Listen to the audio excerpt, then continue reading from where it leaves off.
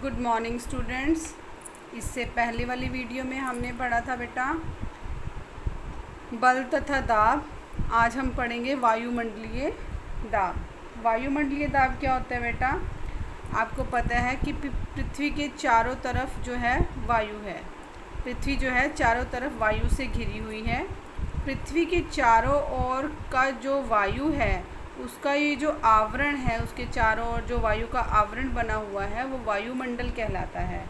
और वायुमंडल के दाब के कारण, वायुमंडल के कारण पृथ्वी की सतह पर जो दाब लगता है उसे हम वायुमंडलीय दाब कहते हैं। दाब मैंने बताया था आपको, दाब क्या होता है बेटा? प्रणोद बटा क्षेत्रफल।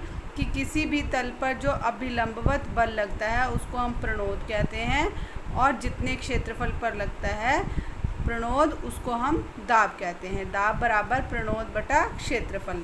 और जब दाब हमारा वायुमंडल के कारण लगता है पृथ्वी की सतह पर उसको हम कहते हैं वायुमंडलीय दाब, और उसको हम शॉर्ट में वायु दाब भी कहते हैं।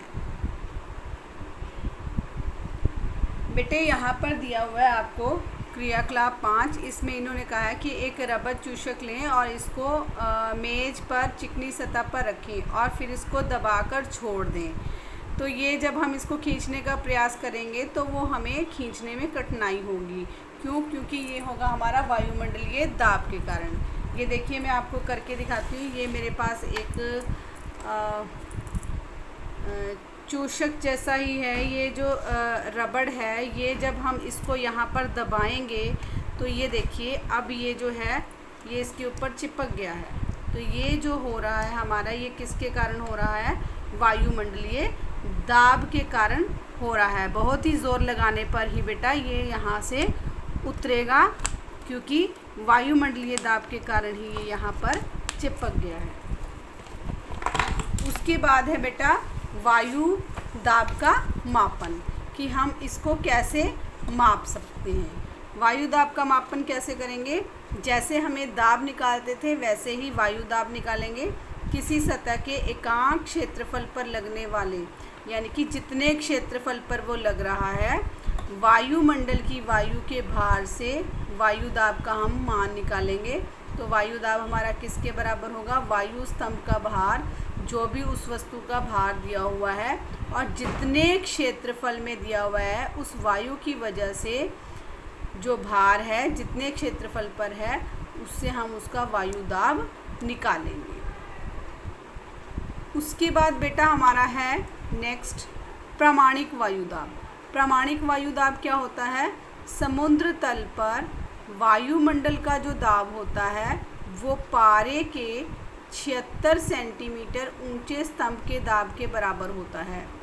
यानी कि समुद्र तल पर जो वायुमंडल का दाब है, पारा एक धातु होती है जो आपने थर्मामीटर में भी देखी होगी। थर्मामीटर में जो बुखार नापा जाता है वो पारे की वजह से ही नापा जाता है। तो समुद्र तल पर जो वायुमंडल का दाब होता है वो पारे के 76 सेंटीमीटर ऊंचे स्तंभ के दाब के बराबर होता है। इसकी जो वैल्यू होती है बेटे, इसका जो मान है वो 1.013 गुना 10 की शक्ति 5 न्यूटन प्रति वर्ग मीटर के बराबर होता है। इसे हम प्रामाणिक वायु दाब कहते हैं। अब वायु दाब को मापा कैसे जाता है? वायु दाब को किस यंत्र द्वारा मापा जाता है और इसको मापने का कैसे तरीका है? देखिए, वायु दाब का मापन हम निर्द्रव दाब मापी से करते हैं। निर्द्रव दाब मापी क्या है?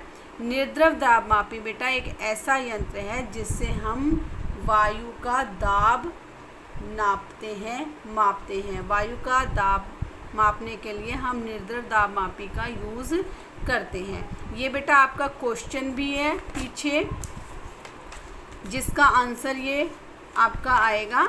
ये आपका क्वेश्चन है। ये देखिए बेटा, 5th का जो ख पार्ट है, निर्द्रव दाब मापी का सचित्र वर्णन कीजिए। तो इसका जो आंसर होगा बेटे यही होगा जो अब मैं आपको करवा रही हूँ, निर्द्रव दाब मापी। ये पूरा जो होगा इसका आंसर होगा आपका।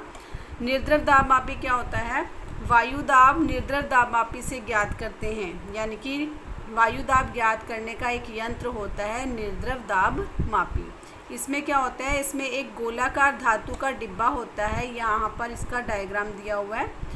धातु का डिब्बा होता है जिसके ऊपर की सतह कैसे होती है बेटा, उसका जो ढक्कन होता है वो बहुत ही पतला होता है, पतली, लहरदार और वायुमंडलीय दाब में परिवर्तन के प्रति सूक्ष्मग्राही होती है। यानी कि जब वायुमंडलीय दाब चेंज होगा तो वो उसको आसानी से बता पाएगा।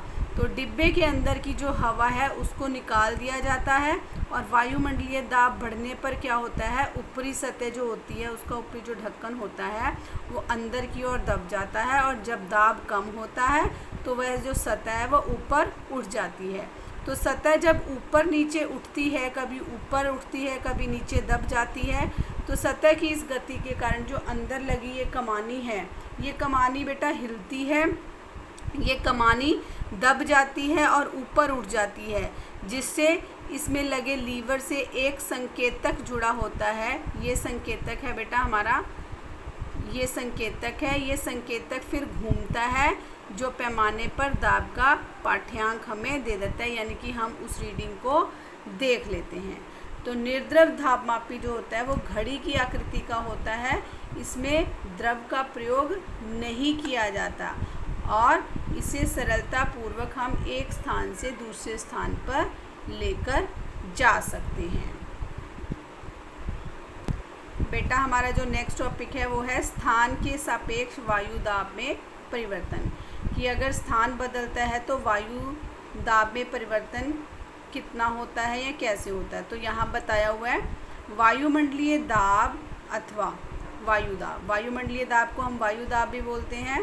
विभिन्न वायु दाब मापियों द्वारा मापा जाता है, जिसमें से एक मैंने आपको बताया है निर्द्रव दाब मापी। इसको तो दाब को मापने के लिए, वायु दाब को मापने के लिए और भी कई यंत्र होते हैं, तो अलग अलग स्थानों पर वायु दाब का मान भी अलग अलग होता है।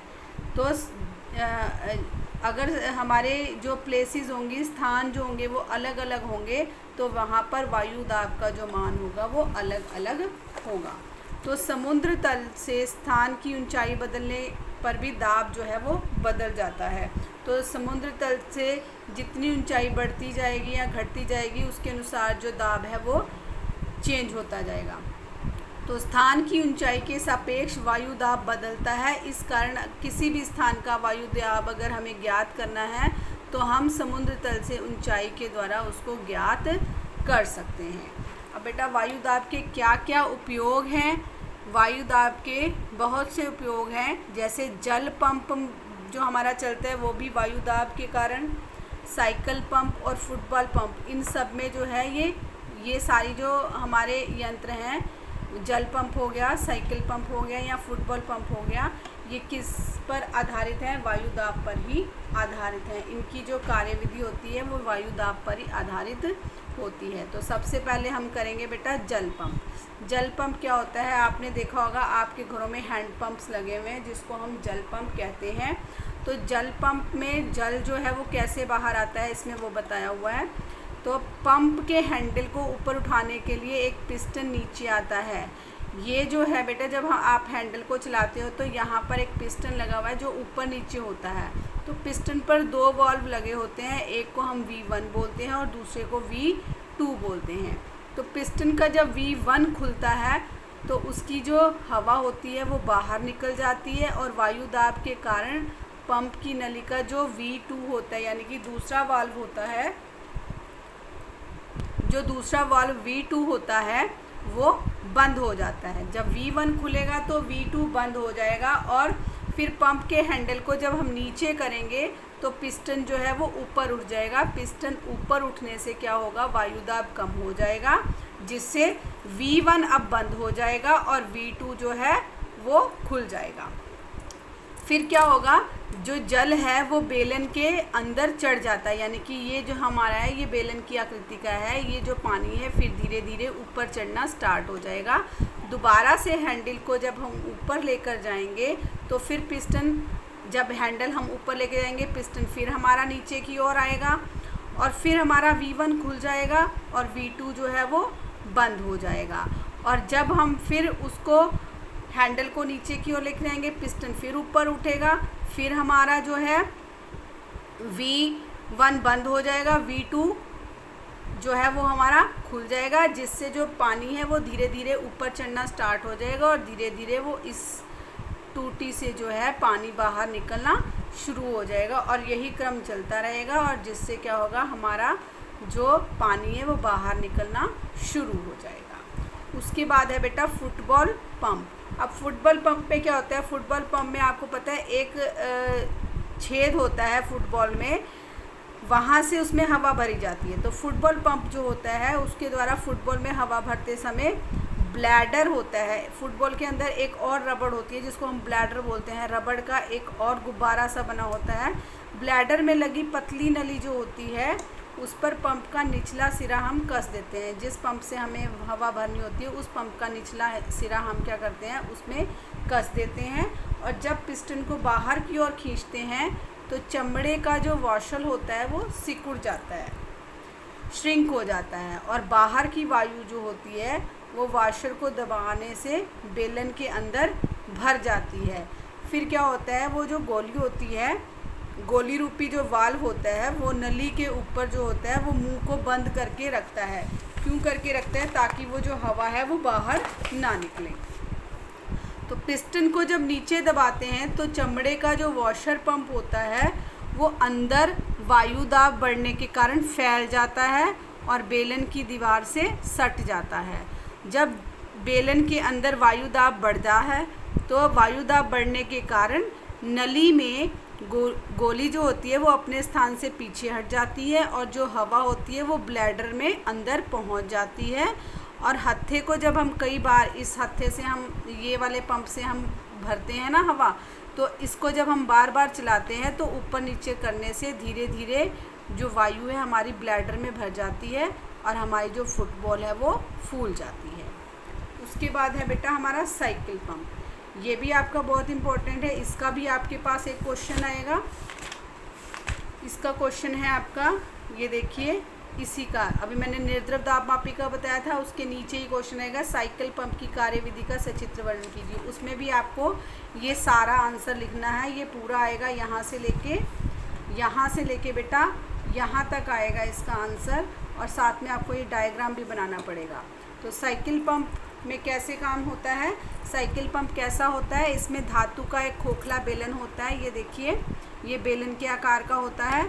इसके निचले सिरे पर साइकिल में हवा भरने के लिए रबर ट्यूब और हवा भरते समय पंप को ज़मीन पर खड़े रखने हेतु धातु की एक पटरी लगी होती है। इसके साथ ये एक रबड़ है और यहाँ पर दो पटरियाँ लगी होती हैं जिसको हम क्या करते हैं, पैर के नीचे दबा देते हैं जिससे ये खड़ा रहता है, गिरता नहीं है।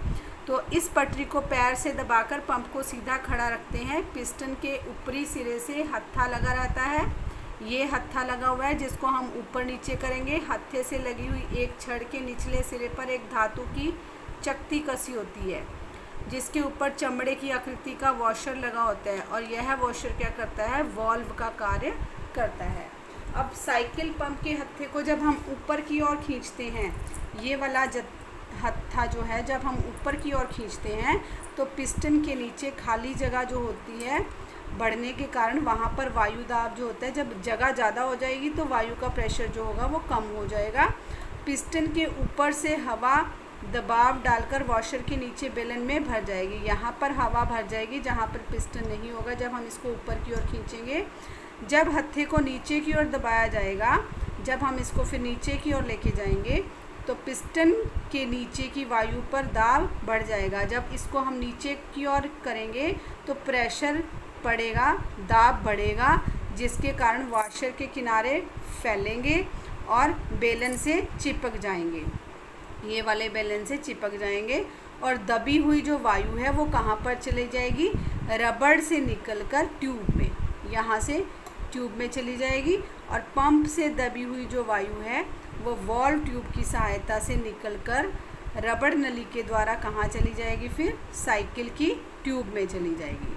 साइकिल की ट्यूब में भरी वायु जो होगी वो इस वॉल्व ट्यूब पर बाहर से दाब डालने के कारण जब बाहर से उसके ऊपर प्रेशर पड़ेगा, दाब पड़ेगा, तो ट्यूब में भरी जो वायु है वो बाहर नहीं निकल पाएगी और पिस्टन को जब हम बार बार ऊपर नीचे करेंगे, ये हत्थे को जब हम बार बार ऊपर नीचे करेंगे, पिस्टन कभी ऊपर जाएगा कभी नीचे जाएगा, तो वो जो प्रेशर है वायु का, उसके कारण जो हवा है वो साइकिल की ट्यूब में भर जाएगी। तो बेटा मैंने आपको 3 चीज़ें बताई हैं, एक तो जल पंप, दूसरा मैंने बताया फुटबॉल पंप, और तीसरा मैंने आपको बताया है साइकिल पंप। इसमें से इससे पहले मैंने आपको एक बताया है निर्द्रव दाब मापी। बेटा ये निर्द्रव दाब मापी का क्वेश्चन और ये आपका साइकिल पंप का क्वेश्चन, ये आपके जो है पूरे आंसर्स आएंगे जब आपको मैं ये एक्सरसाइज करवाऊंगी। उसके बाद बेटा यह घनत्व जो है इससे हम करेंगे नेक्स्ट वीडियो।